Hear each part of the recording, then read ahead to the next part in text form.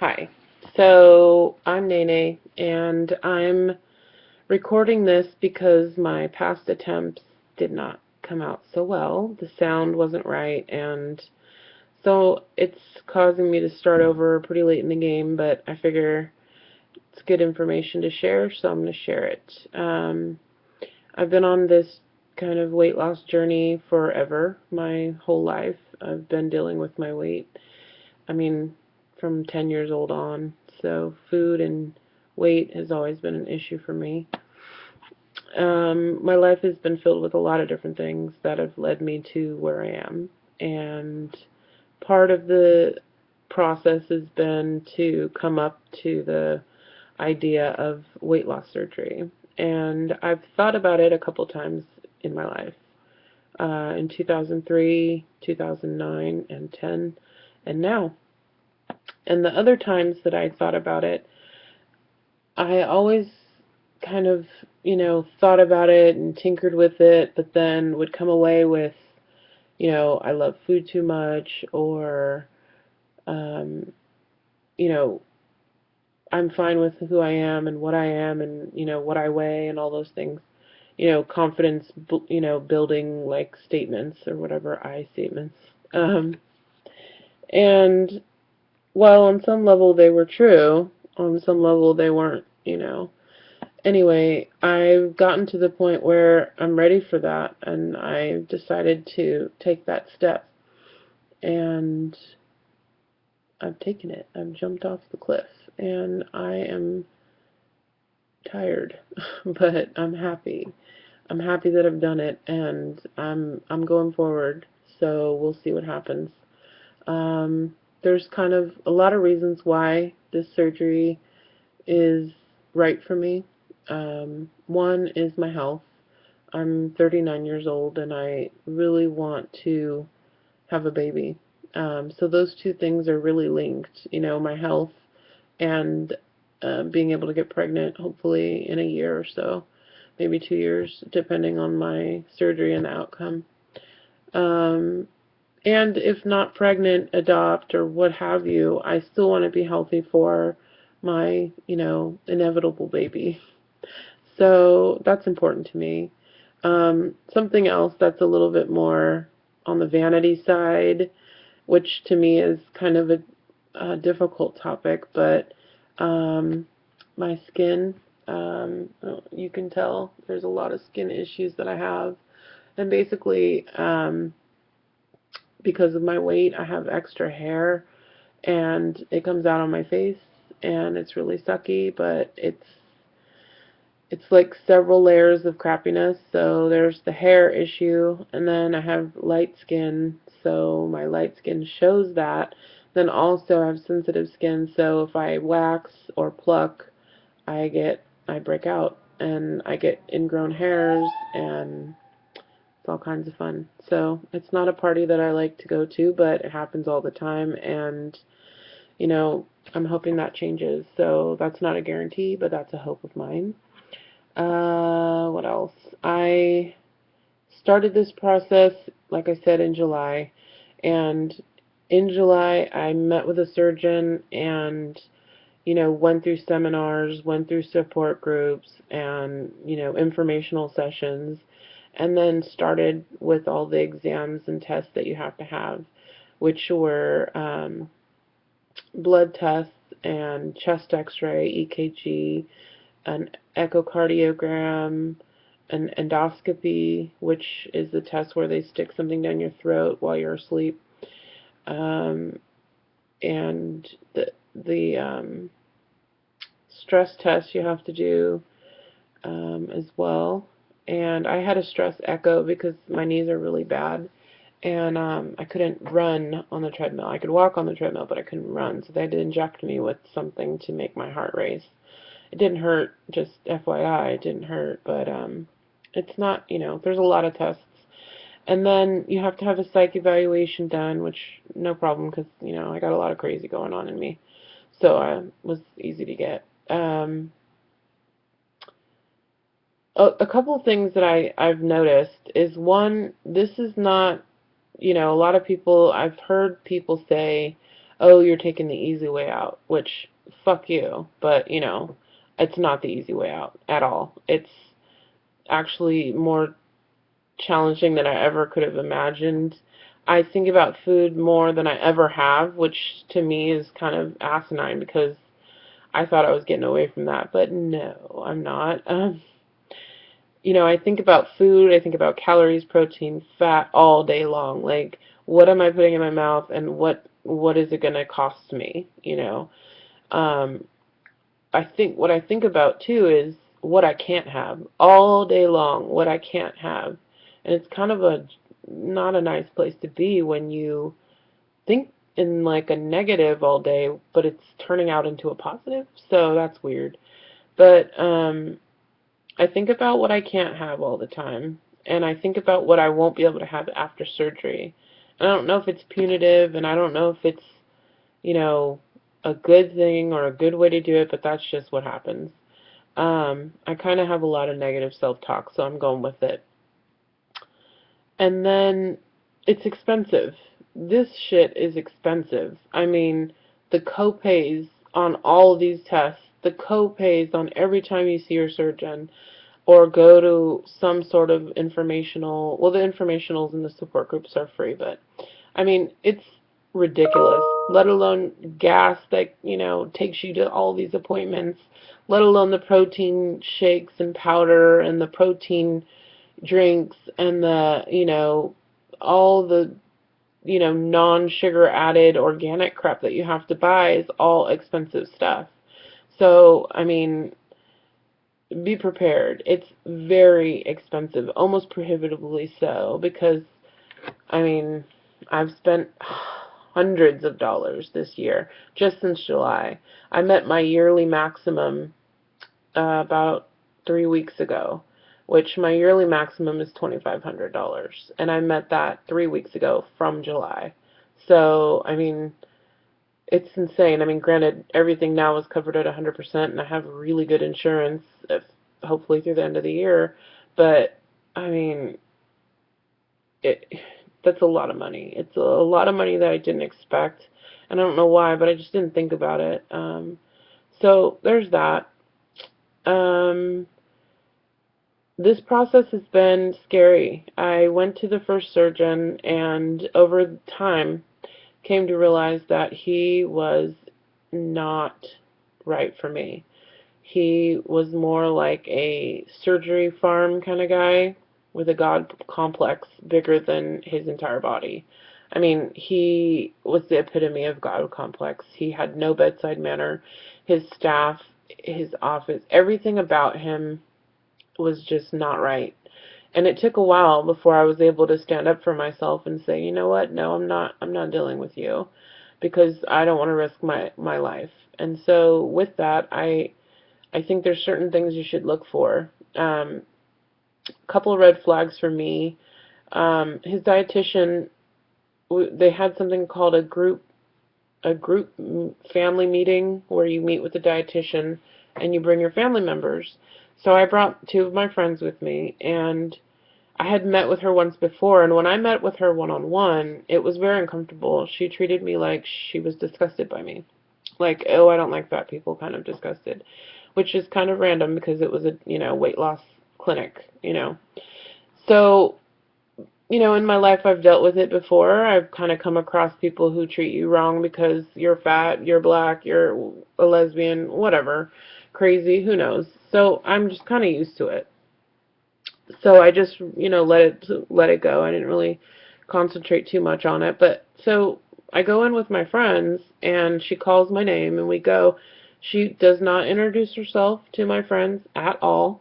She doesn't speak to them at all. They come in, sit down. I sit down. She sits down. She turns toward me, and she's reading off of a book, a manual, and she's telling me when I should have, food or broth or liquids, and how much protein I need a day, and all this stuff.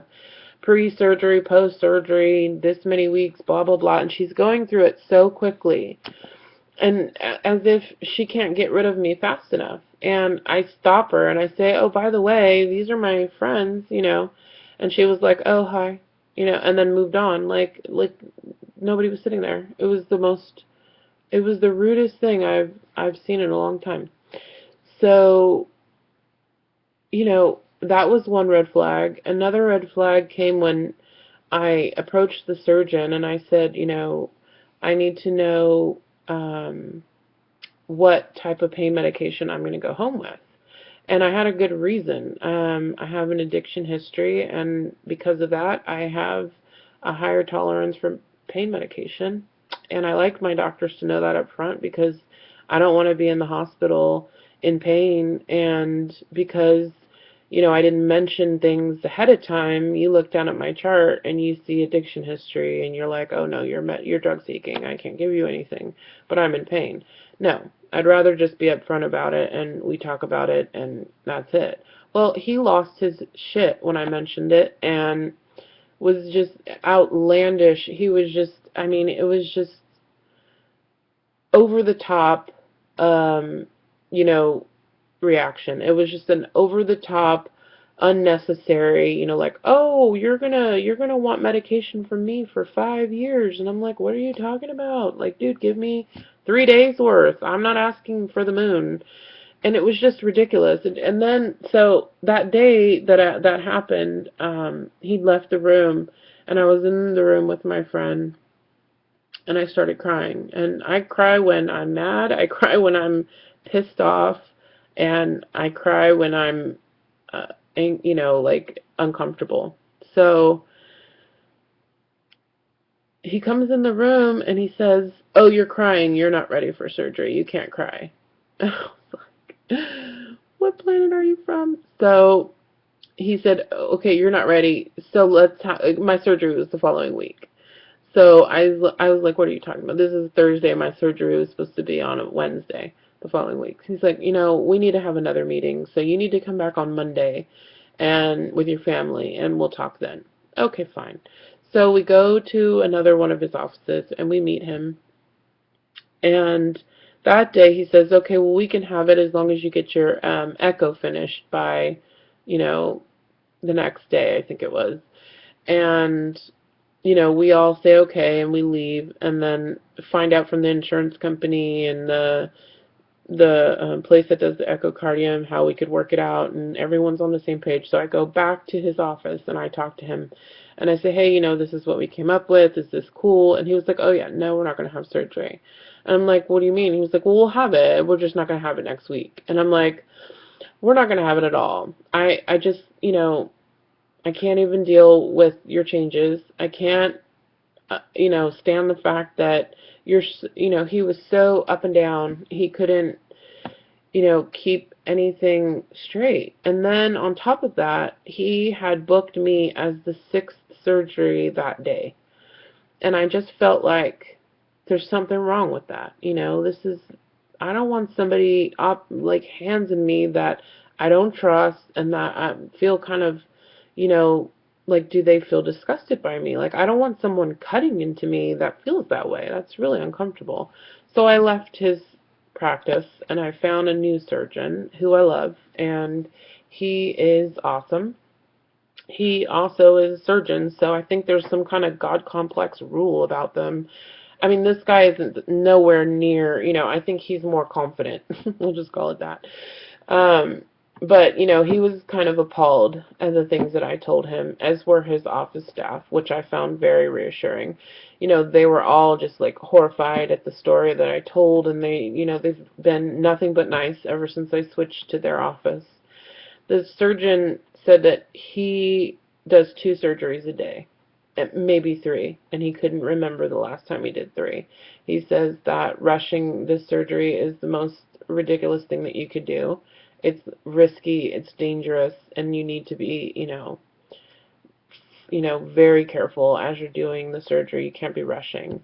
And he told me straight out from the beginning, if I wake up in the morning and I'm sick, I'm canceling your surgery. He's like, if I have an emergency the night before and I don't get to sleep and I'm tired, I'm canceling your surgery. He's like, there's no need for me to add risk to your life for convenience. And I couldn't agree more. So that made me happy. So once I switched, everything was already done pretty much when I switched. So it just was a matter of, kind of meeting with the new doctor and, making sure he was comfortable, making sure I was comfortable. It's not like, hi, doctor, surgeon man, I was scheduled for surgery last Wednesday. Can you fit me in next Thursday? No. It's more like, can you work with me for the next 2 months and let's see if this works out? Which sucks for me in a lot of ways, but at the same time, it's happening the way it's meant to happen, so I'm fine with that. So when I left my first surgeon, he had asked me to lose 20 pounds before surgery. So I went on an all-liquid diet, and I switched between low-fat, low-sugar, and all-liquid. So the first week I did low-fat, low-sugar, and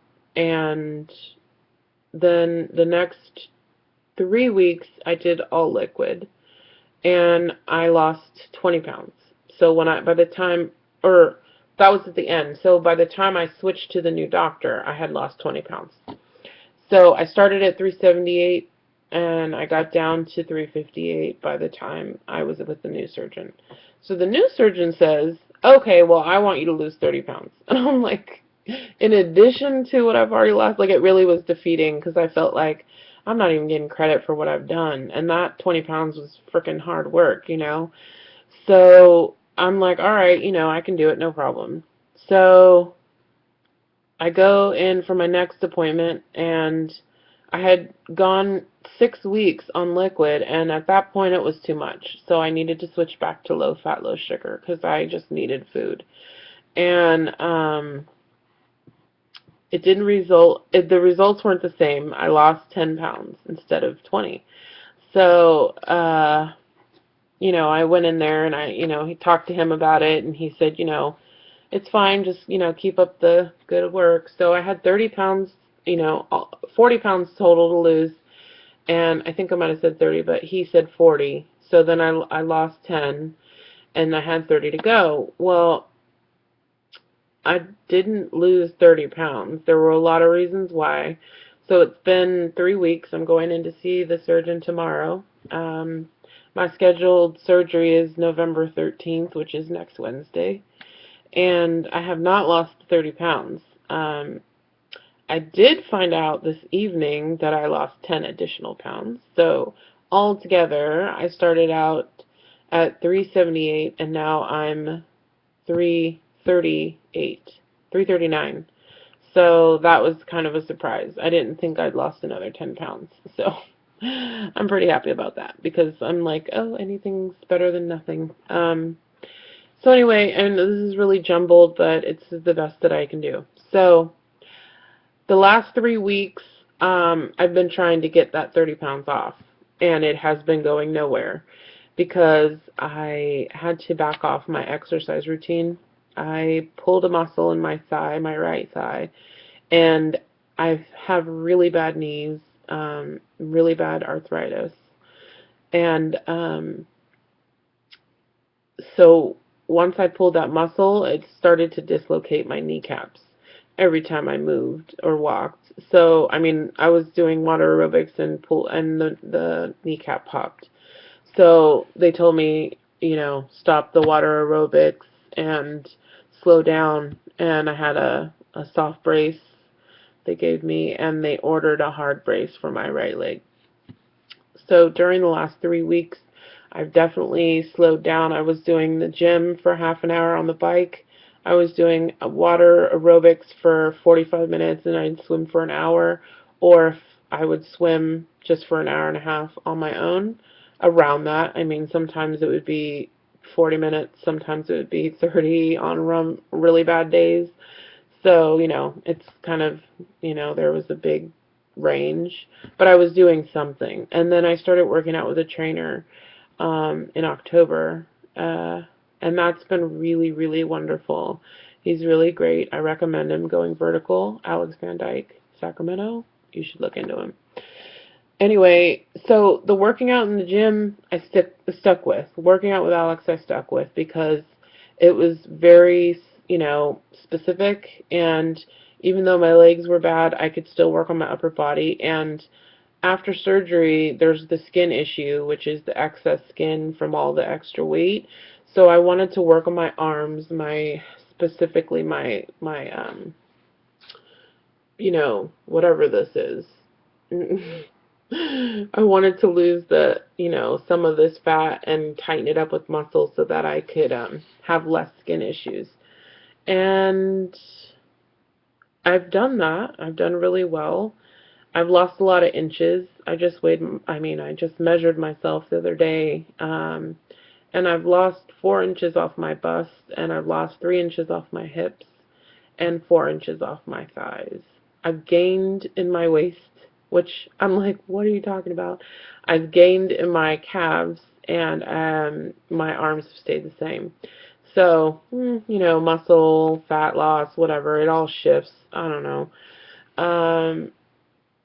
And I think, it's going good. I mean, I think I'm proud of what I've done, and it's definitely been a struggle, and every day has been, you know, it's all been different. I mean, there's been good days and bad days, and I'd say, pretty much 95% good days. So that's a good return on my hard work. So that's cool.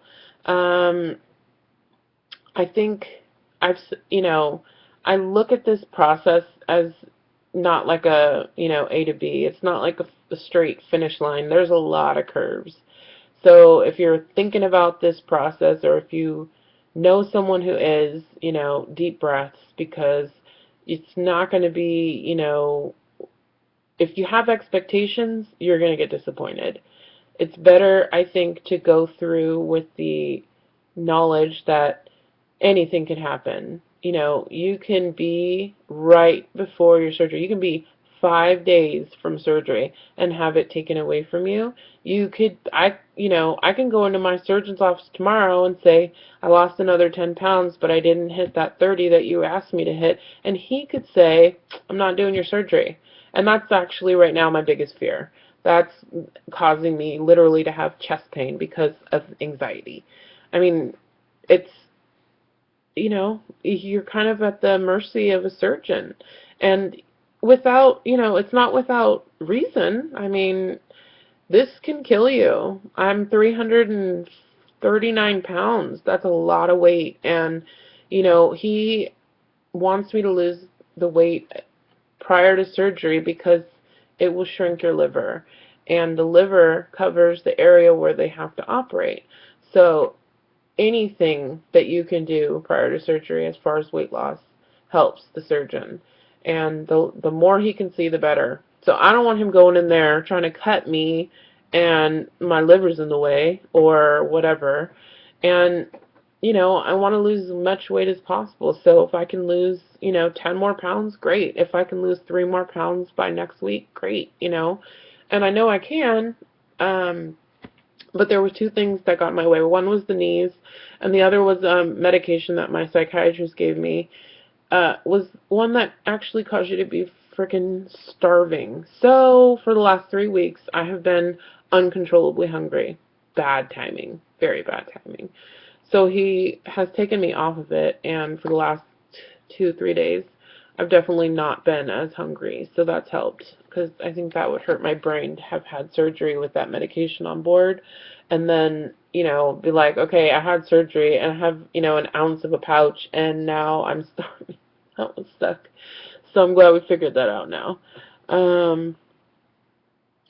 Another thing is, if you can, change up your diet, because I've learned the hard way that if you do the same thing every day, you're going to get in a rut and your body won't change. Living a fat life for most of my life, there's a lot of nutritional things that I just didn't understand or didn't know how to do, and I'm learning slowly but surely, but it takes a while. This video thing is kind of challenging because I say a lot, and I didn't realize it until now. And it's kind of frustrating. I guess I should have like a piece of paper and kind of a checklist to say, to go through and things to talk about, points or whatever you want to call it, but this is kind of off the cuff and really long, but whatever. I would say that you really need to make sure you have a support system. I have had an amazing support system. I've really lucked out because the people that have been around me throughout this whole process have been amazing. They just have held my hand, have watched me cry, have stood there in a parking lot while I shut myself in my car because I couldn't handle it, listen to me on the other end of the phone while I lost it because I was running around doing all kinds of different stuff. So having a good support system is pretty key. So love you guys. You guys have been awesome. It's obviously an emotional time. So if you have a surgeon that tells you not to cry, run for the hills, because let me tell you, it's cry time. For me, I'm like a crier, but whatever. Um, I think that it's really important that you get in touch with your emotional stuff way before you do the surgery thing, because if you don't know, and I mean, I'm crying because I'm touched emotionally by the people who are supporting me, and so whenever I think about stuff like that, I cry. um so I just think, you know, making sure you get in with a therapist, making sure you talk to whoever, whether it's a family member, a therapist, a friend, whatever. Making sure like, why did you get where you got? Why did you gain the weight you gained? Because knowing that information is the lock, it's the key to the lock. Um, and I think if you go through the surgery without knowing that, you're setting yourself up for a big failure. And granted, I have no idea what I'm talking about because I haven't gotten to the other side, but that's just an assumption that I hold, and I think I'm right. Um,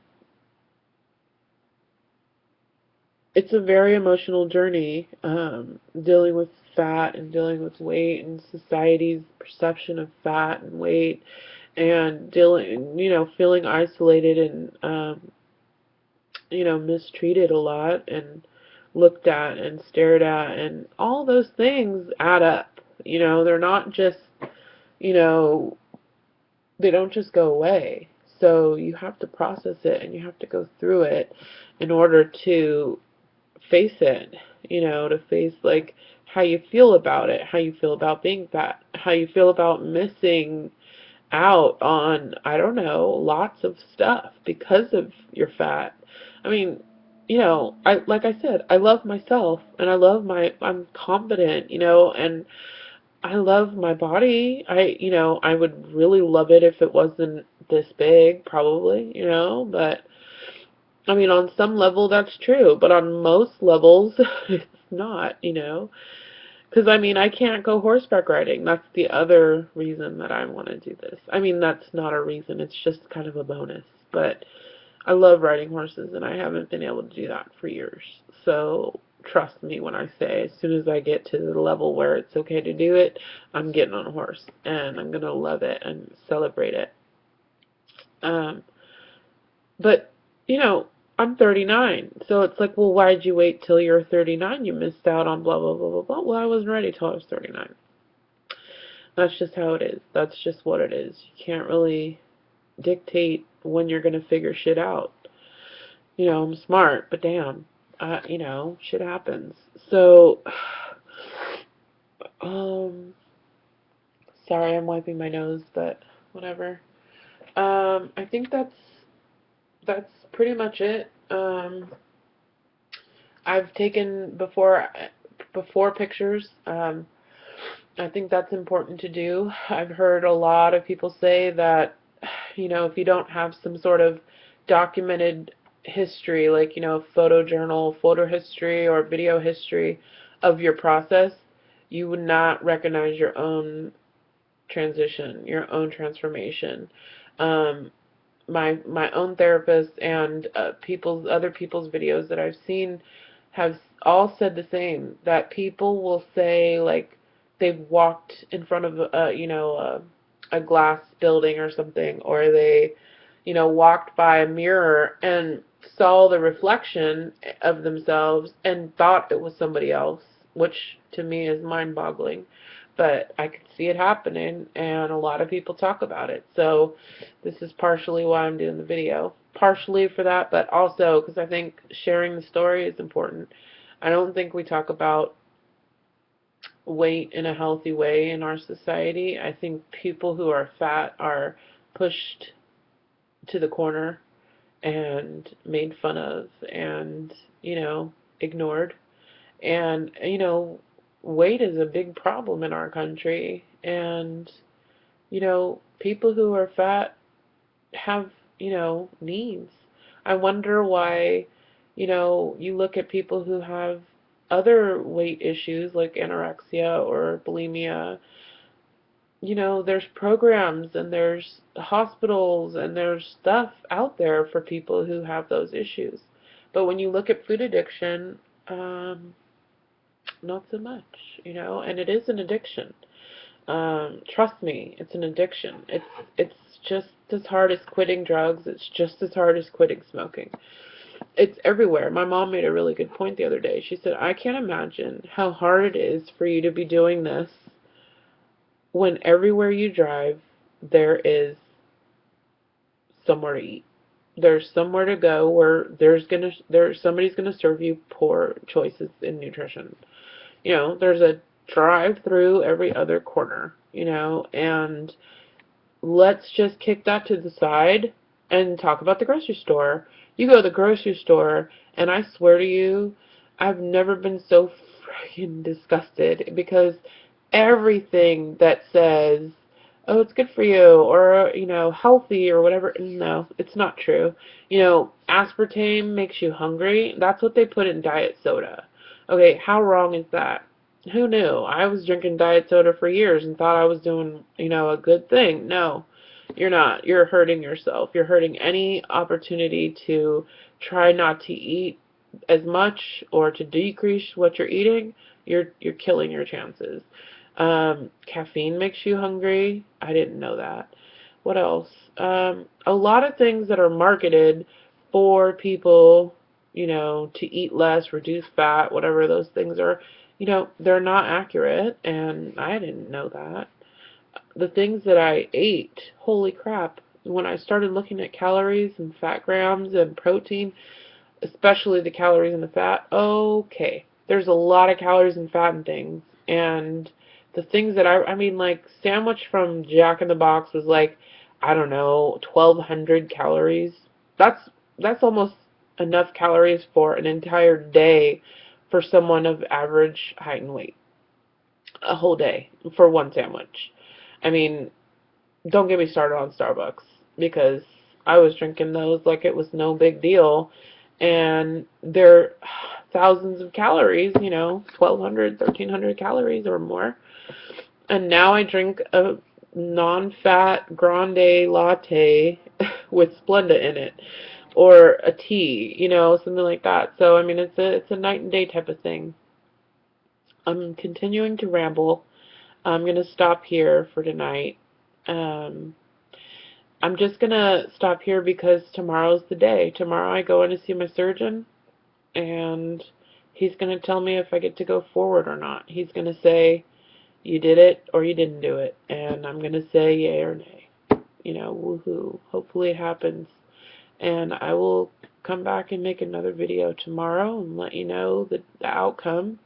And then from here, I'm going to make a video, hopefully, at first I think I'm going to do it for the first couple days, because if I can, if I'm up to it, because I think it's kind of important to document that if I go forward in the surgery. And then, every couple of weeks or so, just to see the changes until I'm done. So, if you have questions, leave them down there.